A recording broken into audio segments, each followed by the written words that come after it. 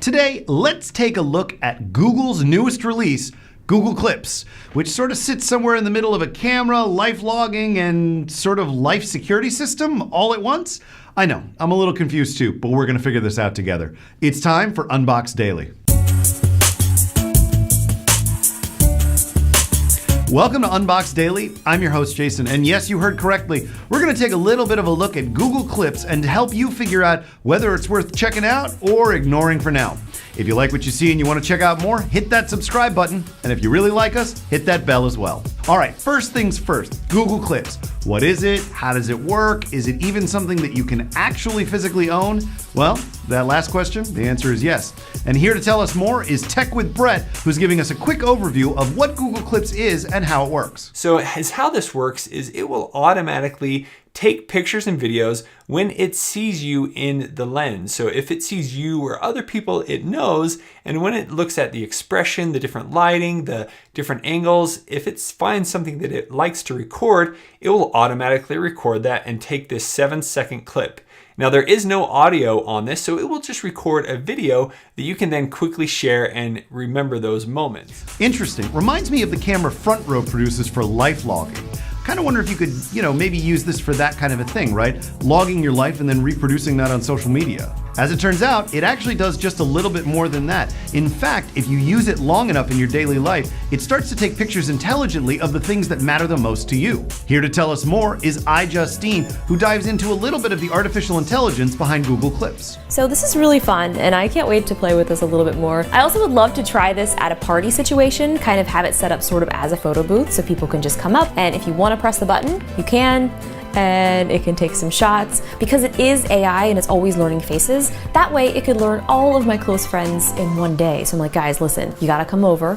I've got this thing, it's a little camera. I like Justine's idea around using it for a party, because I'm starting to struggle to figure out where I would use this sort of thing. It doesn't record audio, it only records a certain number of pictures. I'm not exactly seeing immediately what value it produces. Now, one of the cool things about Google Clips is that in addition to the actual physical hardware, you do also get an accompanying app that helps you use it on a day-to-day basis. Here to tell us more is Droid Life, who's focusing specifically on the editing capabilities of Google Clips products. Go in and tap on something like, here's my cat, so I can edit. And from within the editor, you can actually scroll around until you find say maybe a frame you want, and then you can click save. And that will then save into Google Photos. So now that photo is saved to my Google Photos library. And this does attach to Google Photos. So if you don't want to do that, you could also adjust animation. So you can scroll this around until you can crop it down to what you want. And then it'll just create an animated GIF or video or a motion photo of whatever you've got here.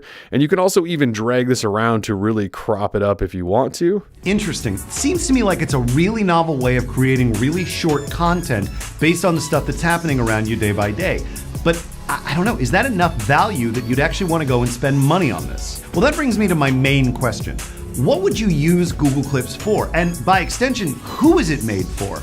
Well, here to answer that question, or at least to try to, is Chris from Daily Tech, who has some very specific ideas about where this might be useful. I would rather have a photo, good, bad, or otherwise, that documents some sort of situation where I didn't have my phone out, than to have nothing at all. And I think that is what's so cool about Clips. I think back in my life and all these moments that I don't have documented or that could have been documented more. And I wish that something like this had existed when I was back in college or high school or just growing up. So Clips is not about taking portraits with really great depth of field and framing. But in my mind, it is about documentation. And that I think it does well enough. I have to agree with him. I do think that if you were in high school, this would be a great thing to have to capture some of the things happening around you.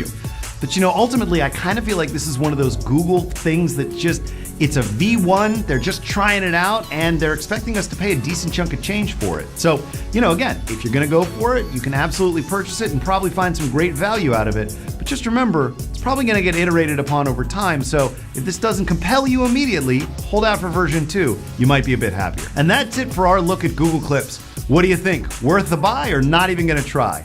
Either way, if you liked what you saw and you want to see other stuff we've produced, head over to unboxed.tv or look us up on the iOS store. In the meantime, I'll be back here soon with more great videos from your favorite product reviewers and unboxers. I'm your host, Jason. Have a great day.